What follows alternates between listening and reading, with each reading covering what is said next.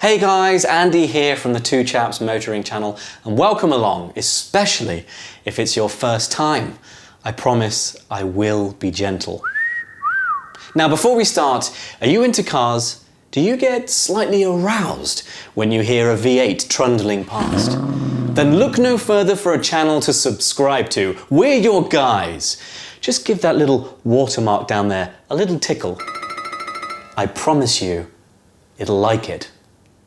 Anyway, you're here today because you want to learn more about Toyota's Touch 2 with Go Multimedia System. Well, don't you dare touch that dial, because guess what we're doing today. Now today's Two Chaps tutorial, that deserves a jingle. Two Chaps tutorial. Nice. Today's Two Chaps tutorial is about Toyota's Touch 2 with Go navigation. This particular system exists in my 2020 Toyota Corolla Touring Sports. Now if you want to watch a full review of that car, click the link just up there over my head. Did you click it? Okay, you're staying with me. That's good news. Now this system isn't quite as intuitive as, say, BMW's iDrive, but don't be afraid. I will hold your hand through this entire process and we'll get through it together. Are you ready? Then let's get involved. With the car, not with each other. I mean, unless you're into that kind of thing. Let's fire this baby up. First thing you'll notice is that there's a warning screen saying, "Don't you dare watch this screen, you complete fool!" But once you've ignored that, you'll be presented with the home screen. Now this home screen contains the sat-nav map and this is unchangeable. But those two boxes on the left, however, are completely user programmable, and I'll show you how to change that later on. Let's start by going through the physical soft key buttons that surround the screen from left to right. If you ever get lost, the home key on the top left takes you right back to the screen you can see now. The next key down is the menu key, which reveals the 6 options on the touchscreen. It's worth raising an important point at this juncture, that this Toyota multimedia system allows you to reach a particular function in many different ways, from pressing both the touchscreen and the physical soft key buttons around the screen. For example, the physical audio button will take you to the audio page, just like the touchscreen audio button. The physical map button will take you to the sat-nav page, just like the destination touchscreen button. The physical phone button takes you to the phone page, just like the touchscreen phone button does. So now that's cleared up, let's take a look at the first button, Destination. This is the shortcut to the built-in sat-nav address search page. You can easily type into the search bar postcodes, towns, or search for your favorites, recent destinations, or even points of interest. The map screen is fully movable and zoomable just by touching it. And whilst it's a little sluggish, it's totally usable. And you can change the view of the map from an angle in the direction you're facing, north-orientated, or direct overhead view. There's also a button to raise or lower your helpful assistant's voice. Please follow the arrow on the display when leaving. Please turn right and then immediately turn right. Other useful functions exist on the dots to the bottom left of the screen, allowing you to cancel your route, look for parking or fuel, and check traffic, which is very thorough and up to date, even showing you what is causing the delays. Back to the menu page and let's hit audio. Here you will find all the options to select what audio source to listen to. The radio stations have 6 programmable presets available, and you scroll through the stations using the jog wheel on the right, or touching the arrow buttons, or swiping with your finger. You also have the choice to manually search for your preferred station. Hitting the source button takes you back to that route audio page, where if you had your phone connected, you could hit Bluetooth and listen to Spotify. Next on the menu page is the phone option. As you'd expect, your contacts will appear here, and you have the choice to flick through recent history or physically dial the number yourself. You can also have more than one phone attached and can access contacts from the other device.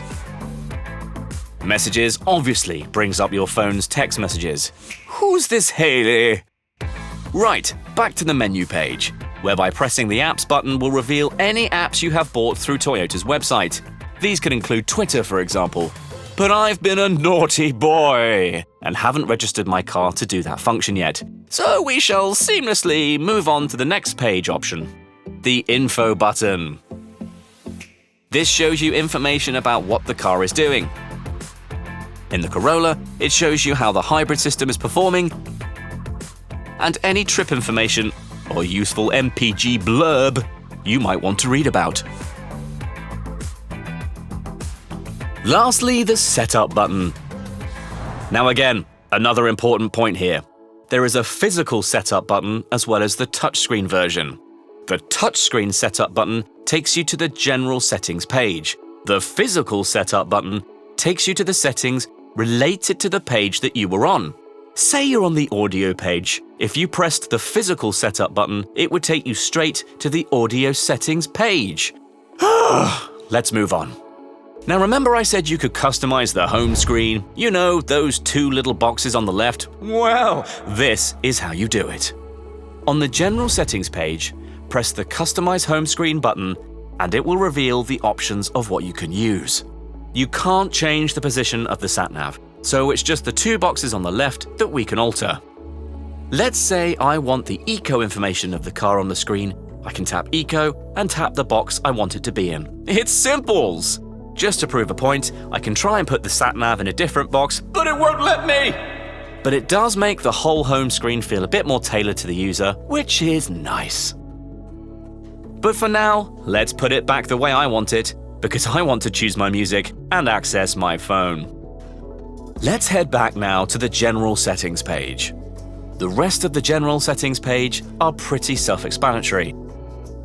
You can set your chosen in-car service like CarPlay or Android Auto. You can change the theme of the interface, but I like mine to look like Darth Vader's bathroom. And then the list gets a bit more boring after that, allowing software updates and database. Not exactly riveting stuff. The Bluetooth tab houses all the fiddly bits about registering your devices, adding new ones, or removing old ones. The Audio Settings tab gives you some global options like whether you want to see cover art, as well as the radio settings to sort out your traffic announcements and alternative frequencies. DAB radio settings also include text options and further traffic announcements. The Phone tab allows access to the similar functions we saw earlier in the film. The Voice tab allows you to alter the volume of the guidance, as well as voice recognition prompts, street name guidance, and a really helpful avoidable route function that prevents you getting caught in traffic.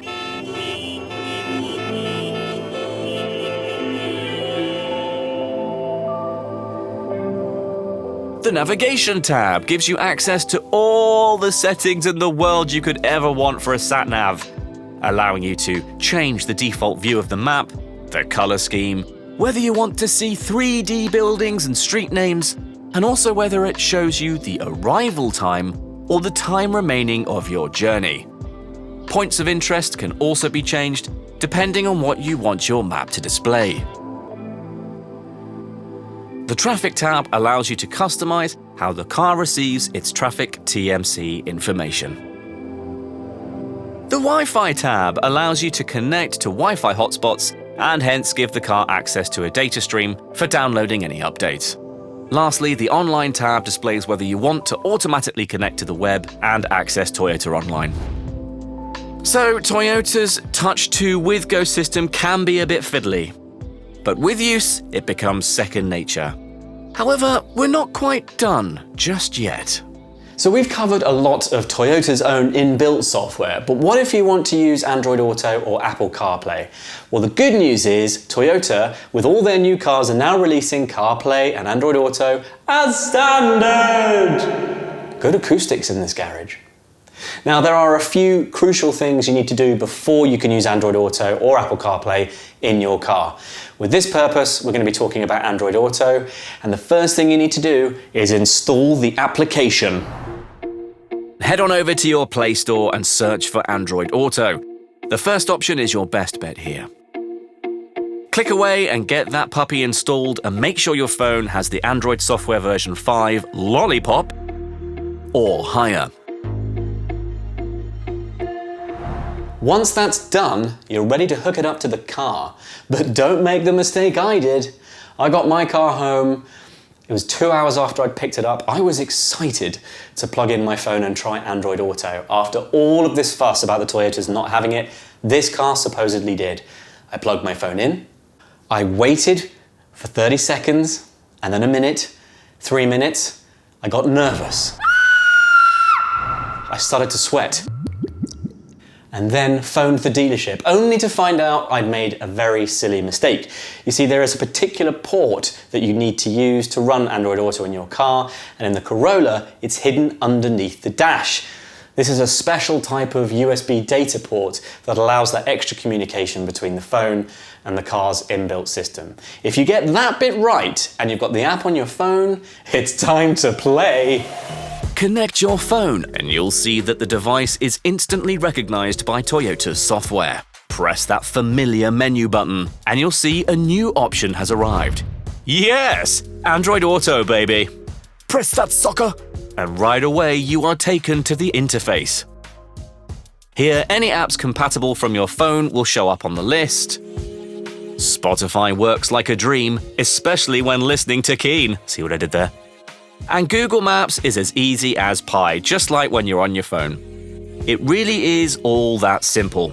So there you have it. Hopefully you guys have found this walkthrough a little bit helpful. But if there are any questions you have, drop them in the comments box below. I personally will reply to every single one of them. You can challenge me on that.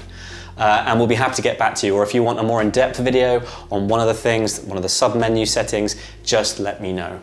But for now, I've got to run. Thank you so much for watching. You guys, you subscribers mean the world to us, and we will do anything to please you. No, literally anything. Big love, massive hugs, and stay safe. See you next time.